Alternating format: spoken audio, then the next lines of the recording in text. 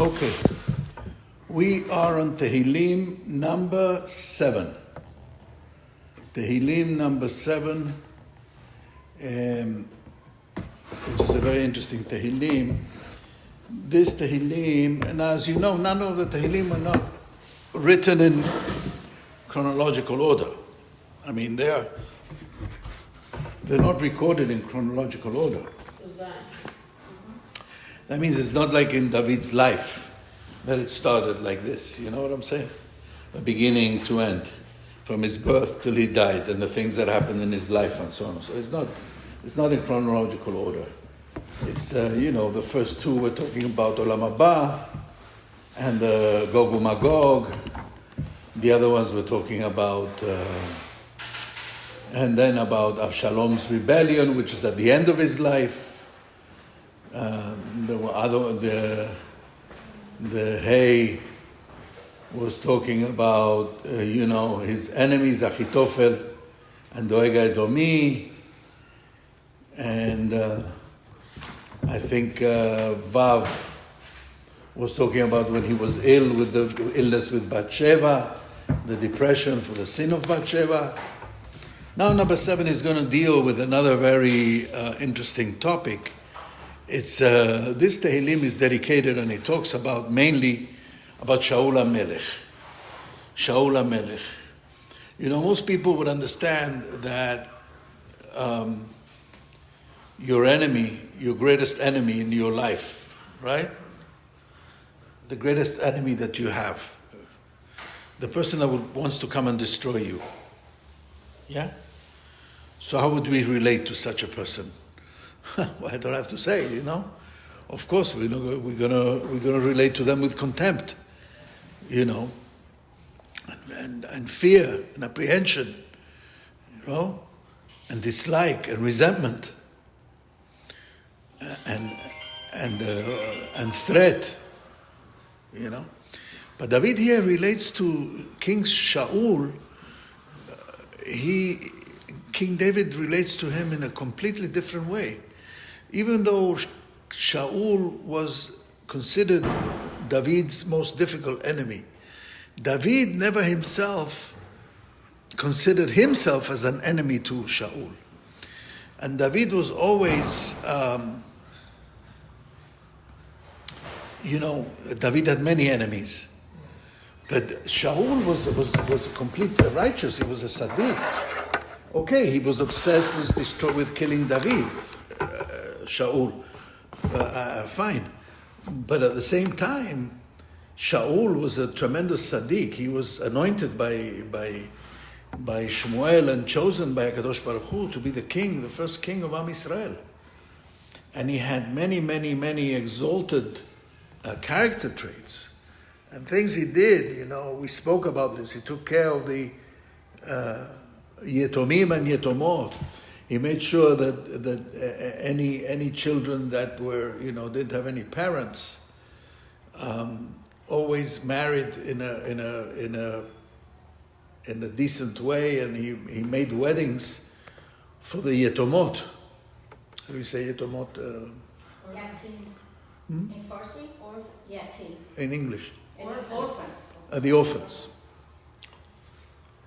He was very careful with the mitzvah of tzitzit. He was very careful to eat betahara, eat all the korbanot in tahara. Many, many things he did. And he was an exceptionally righteous king. The only thing that, in fact, later on we'll see in the Mizmor, that Shaul was superior to David in righteousness. It's an amazing thing. And David says this in a pasuk. We'll see it soon. We'll learn it inside. That Shaul was more righteous than David. The only thing was that David was a better king than Shaul. He was a better leader. You see? Shaul was known to be extremely humble, but too humble. He succumbed to his humility.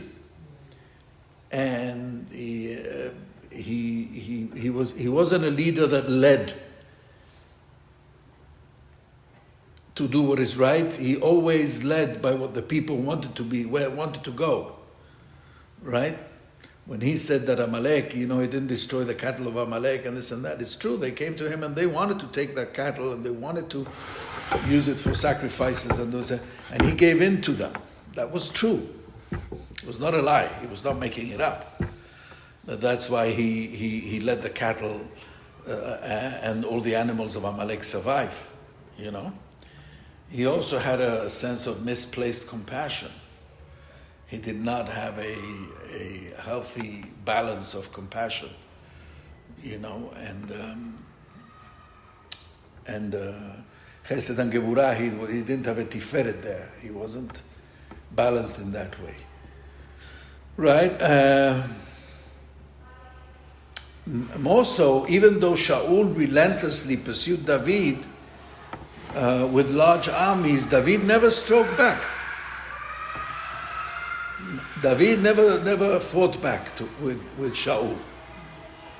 For David, more than anyone, appreciated Shaul's exalted and privileged status as the Mashiach Hashem, as the anointed of Hashem. And even though constantly, this is something amazing for David, even though David was constantly threatened with mortal danger, David never compromised his firm conviction that harming Shaul would be equivalent of defying God himself. You see?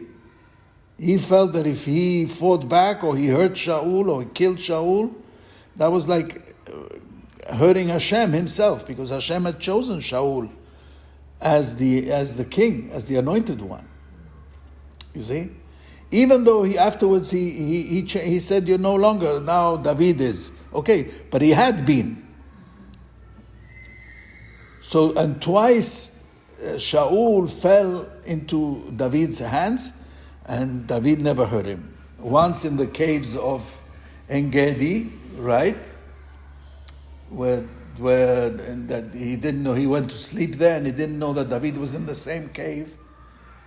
And David just took the corner of his garment, and David could have slain Shaul easily whilst he was sleeping, right? Another time, David stood over Shaul, and he took the spear as a token of what he could have done to him twice. And in both cases, Shaul said he would never harm David, and then he couldn't keep to his word. He couldn't hold himself back.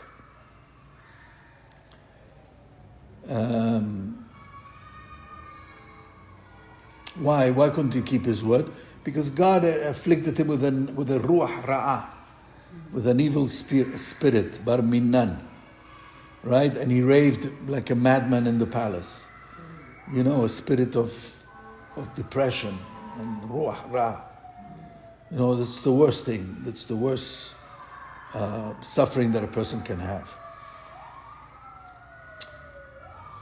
And in this Tehillim, we see that David is talking about how he has been completely, upright and just in all his dealings with Shaul.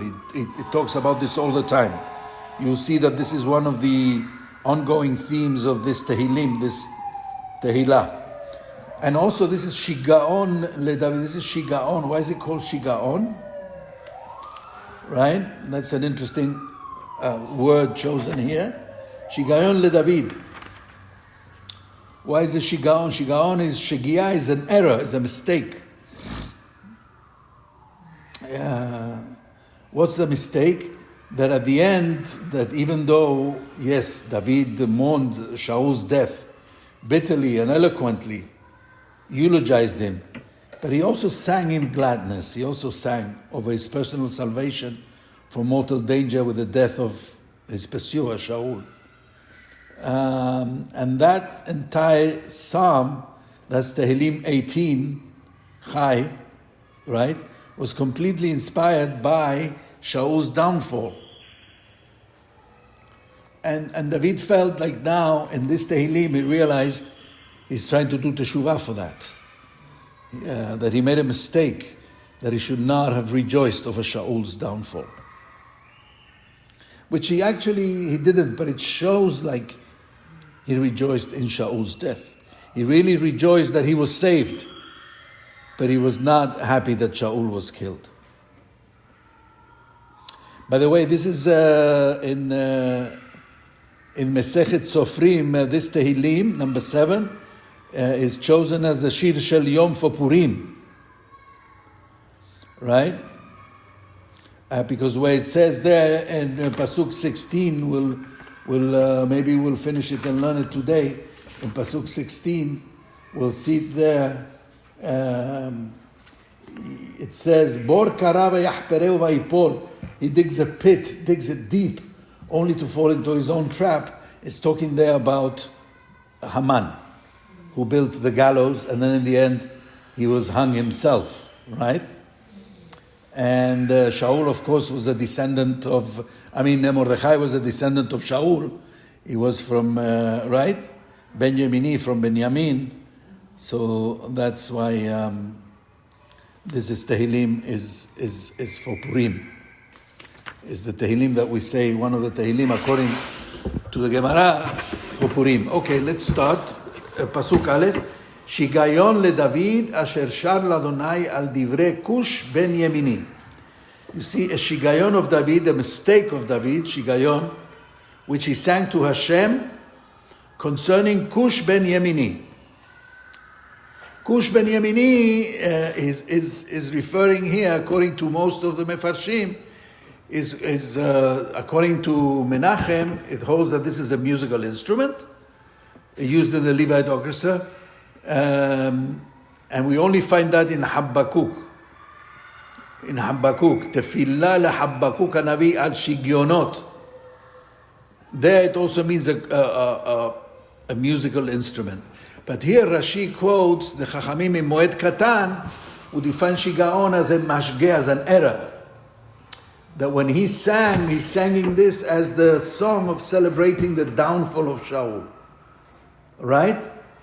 The downfall of Shaul. And if you look in Shmuel 2, chapter 22, there you see how he sings, he makes a song for the falling of his enemies at the time of Shaul, which was meant for Shaul.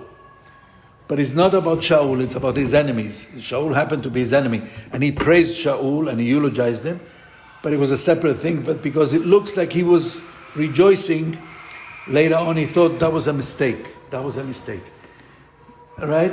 Now he sees this as a mistake and he's asking for forgiveness here. Right? Even though Rashi says that here this Tehillim is talking really about the threatening of the Goyim, the heathens, and God meting out justice to the nations. It has nothing to do with Shaul, you see. But Rashi then explains it more as a shigaon, as a mistaken choice. Not a mistake, but a mistaken choice. That he chose the wrong way to go about this. Okay. Radak holds that this is talking about the mistake of David and explains all the Pesukim according to that.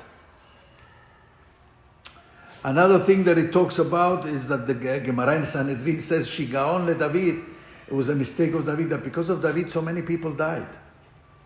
That's why he couldn't build the Bet HaMikdash. But so many people died. Who died? Shaul dies because of him. Because he takes the sword, he goes to visit the Kohanim in Nov, and they give him the sword of Goliath, and then Doeg tells on him to Shaul that he's rebelling against the king. So Shaul sends Doeg to kill all the Kohanim in Nov, and all the Kohanim in Nov die. So Doeg dies because of that, and Shaul dies because of that, and all his enemies. So this was the Shigaon le David asher shar l'Adonai al divrei Kush ben Yemini. So this is why it's called Shigaon le David. This is the mistake of David. That, it was a contradiction in his life. Because he was such a spiritual being, David, that he wrote Tehillim, and he was so much devekut, so much clinging to Hashem on the one side, and then on the other side he has so much blood on his hands. He could kill people, even though they were evil people, but still he killed people. So this was the mistake of his life, that he couldn't bring the two together,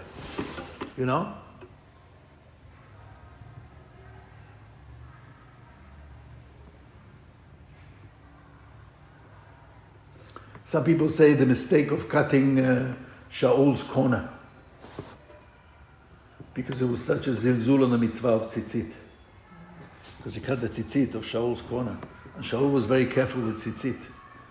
And later on we find in the Haftarah of David, when he is dying, before he dies, he could not keep himself warm. He couldn't keep himself warm because measure for measure, he took off the blanket of Shaul. So now he's also, he can't be warmed by his own blanket. He took away the mitzvah of sisit, which involves a blanket, so now he couldn't become warm through that blanket. Right? Okay. So, and as we say, Asher, the second pasuk, Adonai Elohai becha chasiti, hoshieni.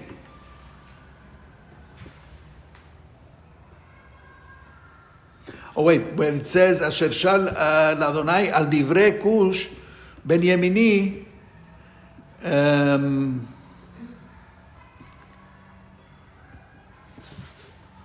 first it says, Asher shal Hashem, where Hashem said, you sing over the death of Shaul, if only you would be Shaul and he would be David, I would have destroyed many a David for his sake.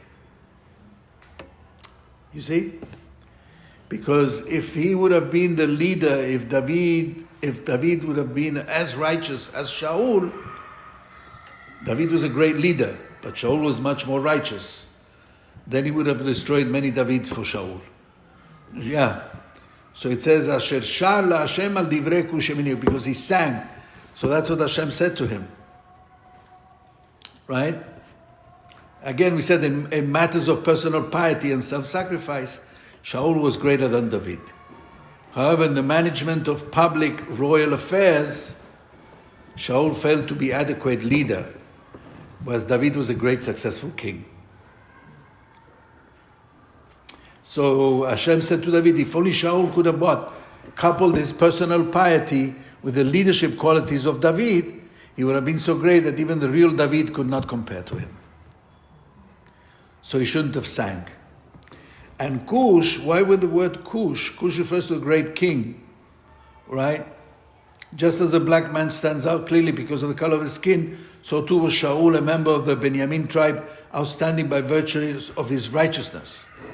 Because he was such a Sadiq Shaul that he stood out as a black man stands out. Right? Ibn Ezra says this is very insulting. How can you call Shaul a Cush, a black man? So, of course, they were not politically correct in those days. Right? In those days, they saw a black man as, imagine in the time of Ibn Ezra, in medieval times, they saw a black man as something very negative. So there it says, Adonai Elohai becha chasiti, pasuk 2. Hashem, my God, in you chasiti, I find refuge. What's becha? 22. What's 22? The letters of the Torah. In other words, in the Torah, I find refuge. That's how David found refuge. He would get up in the middle of the night and indulge in Torah. So Becha is the numerical value 22, right? Becha chasiti, Hoshieni, save me, Mikol rodefai, from all my pursuers, Vehatzileni, and rescue me. So Hoshieni means save me, not falling into my enemy's hands. And then if I do fall, Hatzileni, rescue me when I'm under their hands. Like the people who are under Hamas now, yeah? So first, we should not fall into their hands. And which made me think, this pasuk made me think, how stupid are we? These are SS divisions which are in the border of Israel. They're not even Germans or Nazis. No. The SS. The SS, if they saw a Jew, even the SS Waffen, the troops, they would take the Jews when they conquered a place in Russia. They would take the Jews, take them to somewhere outside the city, the town, and shoot them all. They were known for the war crimes. The SS hated the Jews. They were indoctrinated. They were indoctrinated to hate the Jews and to eliminate any Jews. This is the SS. Okay? They were the elite. They were super indoctrinated with Nazi ideology of the Untermensch, right? And super loyal to Hitler, Yamach Shel. So these people who are there in the border, they're like this. Now, when I go to Israel and I see them, you're with them. They want to kill you with their eyes.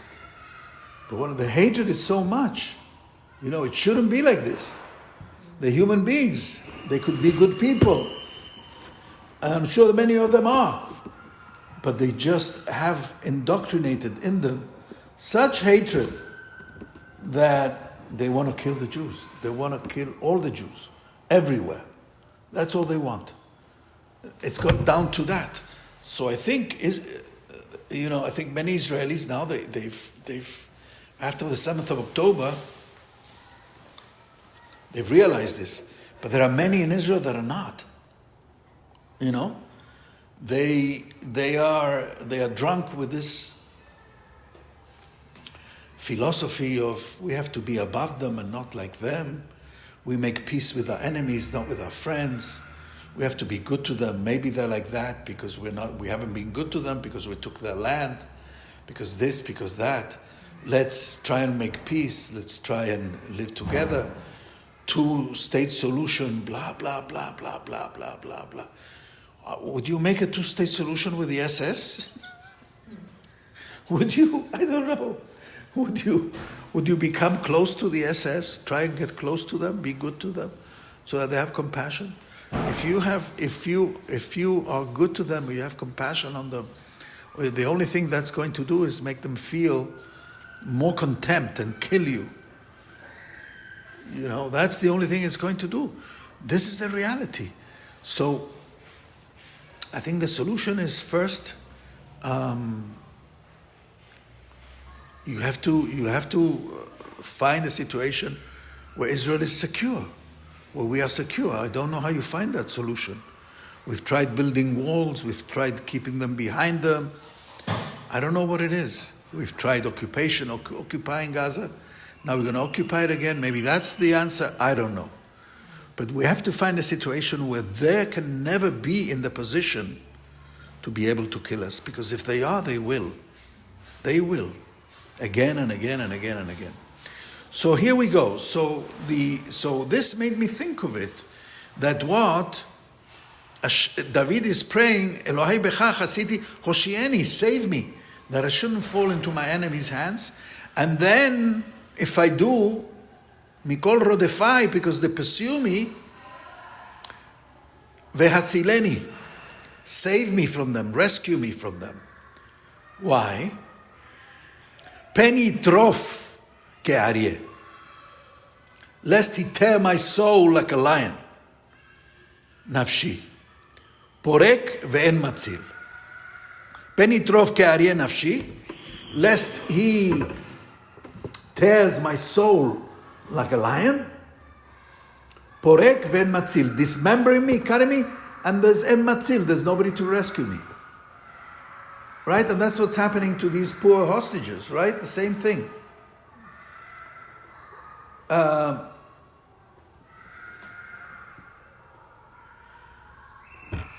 So here it says, David compares his pursuer Shaul as a lion, because the lion is the king of the beasts.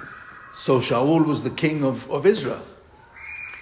And you see that the lion, when it takes the prey, it starts slowly eating it and cutting it to pieces, this is what Doeg and Achitophel used to do. They used to sit down and slander David piece by piece. Right? They used to besmirch his reputation, ripping his reputation and his honor to pieces.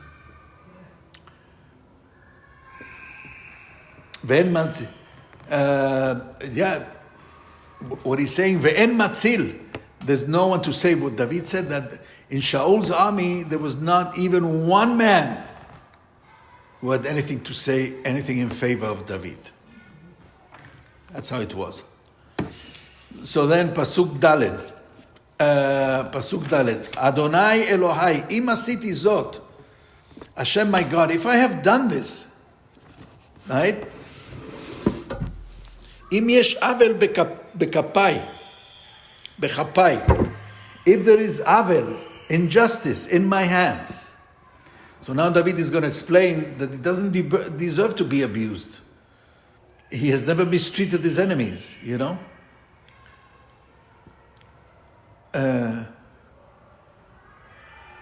So it says Hashem Elohai. Why Hashem Elohai? Because Hashem is Rachamim, Elohai is justice. In other words, I judge me if I have done anything wrong to my enemies. Right?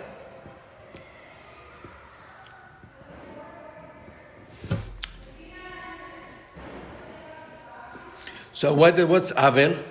Also, Avel comes from the word all. All is a yoke, but it also means all is going up, youth or developing, going up, right? La'alot. In other words, if you think that I have, how do we notice if we are not just? If you mistreat the people who are below you, If you mistreat the people who are under you, who you have a power over them, that shows that you are a person who is unjust. So David says, I have not mistreated anybody who was under me. Right? Im yesh avel bekapai, there's no injustice. Im kapai, when I was a king, I didn't mistreat anybody. When I was low, I didn't mistreat anybody. In other words, David brings that to mind that he often had the upper hand over Shaul, but he never exploited his opportunities unjustly. He could have killed Shaul many times and he didn't.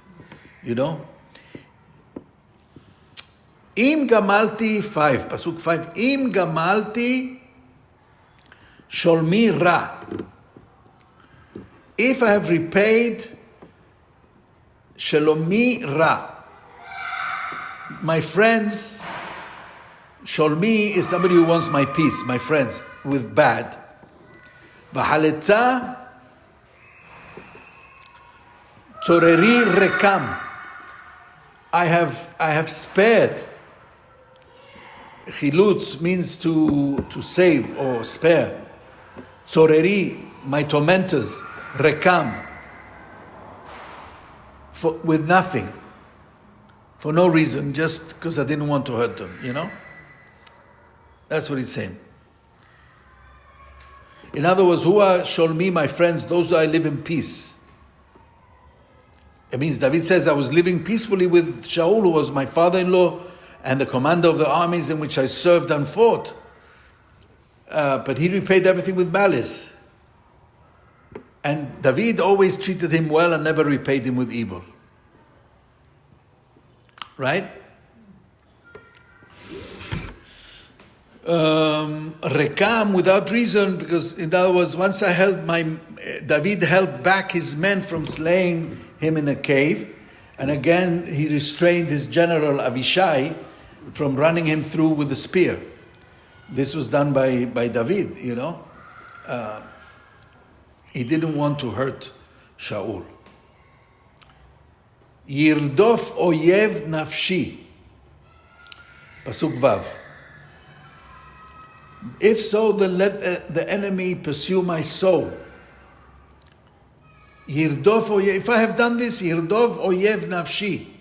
Let my enemy pursue my soul, veyaseg, and overtake it, veyirmos, let him trample la'aretz chayai, into the dust my life, uchvodi, and my honor le'afar, to the dust yashken, shall dwell, Selah.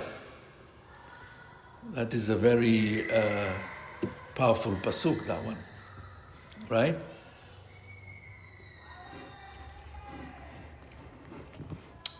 Let him trample my life to the ground. Chayai. Chayai means all the days of my life. Which means David says, I deserve to have my body and my honor trampled upon all the days of my life forever. Chayai. Right? And lay my soul in the dust, Selah. My soul, chvodi, my soul, my honor, deserves to be buried in the dust forever. Of course, the spirit is not buried in the earth after death, but David speaks metaphorically, right? And David here is talking of the punishment he deserves according to the distorted image which his enemies have of him. They do indeed believe that his spirit should sink into the earth after death and never rise. That's how much they wanted David to be destroyed. Kuma zayin, kuma Adonai be'apecha. Rise up, Hashem, in your anger. Hinnaseh. Lift yourself up. Be'avrot, in fury. Tzorerai, against my tormentors. Ve'ura elai. And strengthen me to mete out. Mishpat sivita. The judgment which you commanded. What's the difference between af, anger, and evra, and fury? Evra and af, anger and fury. Af is a limited, controlled anger, right? According to the gravity. Evra is wild, with uncontrolled boundaries. Evra means ever. You overdid it. You passed over. It's a wild fury, right? Tzorerai, these are my enemies. Who's that? Yishbi and his brothers. Yishbi was the brother of Goliath, was another giant, who was the enemy of David and the Philistines. According to Radak, this also refers to Shaul, which was his enemy. What does it mean, ve'ura elai? Arouse to me, that arouse in me sufficient strength to be able to deal with it, to take it, to be able to take it. Mishpat sivita, which mishpat did you say? Was a mishpat in which judgment does Hashem say to the nations? Because they rise against David, his anointed, and against his people, Am Israel. So the Philistines and the Goliath and Yishbi and all these people that attacked David and wanted to kill all the Jews, right? Like today you have Hamas. Feroem b'shevet barzel, smash them with an iron rod. That's in the second Tehillim, Pasuk 9, which we learnt about, if you remember. That's the judgment that he's asking for. Okay, very good. We'll stop here, and next week we'll do Pasukim 8 to 18, which ends this Perek of Tehillim.